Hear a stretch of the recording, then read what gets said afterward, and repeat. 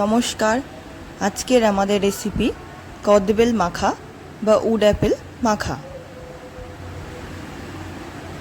কদবেল মাখা বানানোর জন্যে আমাদের লাগবে কদবেল, নুন, চিনি, একটু সর্ষের তেল, সামান্য লঙ্কার গুঁড়ো আর কাঁচা লঙ্কা।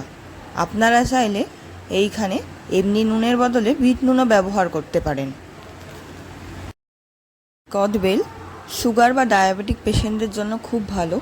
এছাড়া এটি হজমে সাহায্য করে, কিডনি ভালো রাখে। তাছাড়া এটি খেতে খুবই সুস্বাদু। মুখে রুচি আনার জন্যে তেঁতুল বা কদবেল এগুলো চাটনি বা মাখা খেতে খুবই ভালো লাগে।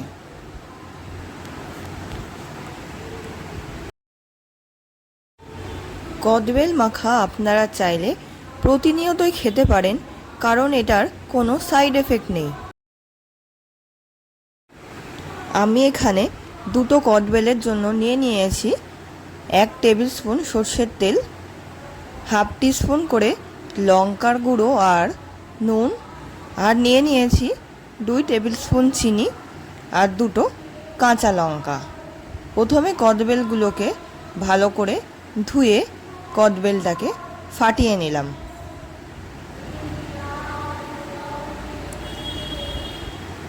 কদবেলটা ফাটানো হয়ে গেলে দেখতে হবে যাতে ভেতরে পচা কদবেল না থাকে, সেটা ভালোভাবে দেখে নিতে হবে। কদবেল এমন একটি ফল যেটি কোষ্ঠকাঠিন্য ও পেটের সমস্যা থেকেও আপনাদের দূরে রাখতে সাহায্য করবে। এছাড়া লিভার আর হার্টের জন্য কদবেল খাওয়া খুবই ভালো, কারণ কদবেলের মধ্যে আছে ভিটামিন এ, যা চোখের দৃষ্টিশক্তি ভালো রাখতেও সাহায্য করে। চলুন আবার রেসিপিতে ফিরে আসা যাক। কদবেলগুলোকে ভালো করে ফাটানোর পর কদবেল থেকে সব পাল্প আমরা বের করে নেব। এরপর একে একে সব উপকরণগুলো আমরা সেই কদবেলের পাল্পের মধ্যে দিয়ে দেব। নুন, লঙ্কার গুঁড়ো, চিনি, সর্ষের তেল সবগুলো আমরা একে একে কদবেলের মধ্যে দিয়ে দেব। এগুলো দেওয়া হয়ে গেলে আমরা দুটো কাঁচা লঙ্কাও এর মধ্যে দিয়ে দেব। এইবারে সব উপকরণগুলোকে খুব ভালো করে একসাথে চটকে চটকে মেখে নিতে হবে, যাতে কদবেলগুলোর মধ্যে কোনো লাম্প পড়ে না থাকে। ভালোভাবে আমি কদবেলটাকে মেখে নিচ্ছি।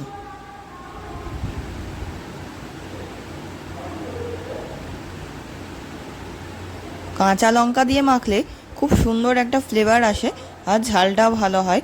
সেই জন্য লঙ্কার গুঁড়ো অ্যাভয়েড করে আপনারা শুধু কাঁচা লঙ্কাও ব্যবহার করতে পারেন।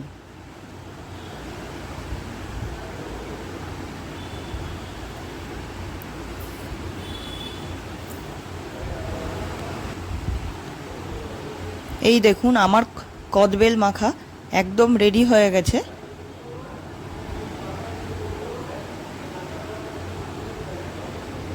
কদবেলটা মাখা হয়ে গেলে ওপর থেকে এক্সট্রা একটা কাঁচা লঙ্কা আর কিছুটা সর্ষের তেল ছড়িয়ে আপনারা এটিকে সার্ভ করতে পারেন। কেউ কেউ চাইলে এর মধ্যে সামান্য পরিমাণে কাসুন্দি ইউজ করতে পারেন। কাসুন্দি খেলে গ্যাস হয় বলে আমি কাসুন্দির আর আলাদা করে কোনো ব্যবহার করিনি। আমাদের কদবেল মাখা একদম রেডি। আপনারা চাইলে এমনি মুখে বা ভাতের সাথে এই কদবেল মাখাটি খেতে পারেন। আপনারা এই কদবেলটি মেখে ফ্রিজে 3 থেকে 4 দিন অনায়াসে রেখে দিতে পারবেন, এটি নষ্ট হবে না। গরমকালে আপনারা চাইলে বেল বা কদবেলের শরবত খেতে পারেন গুড় বা মিছরির সাথে, এতে আপনাদের রোদ লাগবে না। এছাড়া কদবেল খিদে বাড়াতেও সাহায্য করে আর হজমেতেও সাহায্য করেই। আমি এবার কদবেলেরই একটা মালা নিয়েছি, সেইটার মধ্যে আমি কদবেল কিছুটা দিয়ে সার্ভ করব, যেইভাবে রাস্তায় বা স্ট্রিট ফুডে কদবেল সার্ভ করা হয়।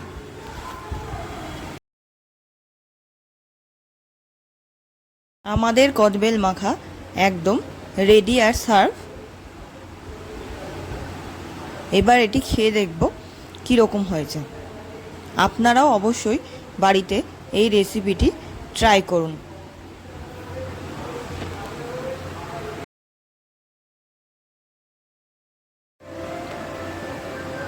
আমার এই রেসিপিটি দেখার জন্য আপনাদের সকলকে অসংখ্য ধন্যবাদ।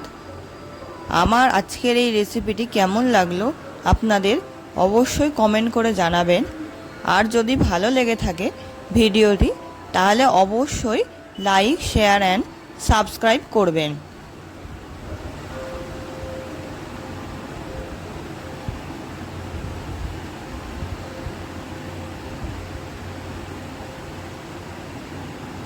ধন্যবাদ।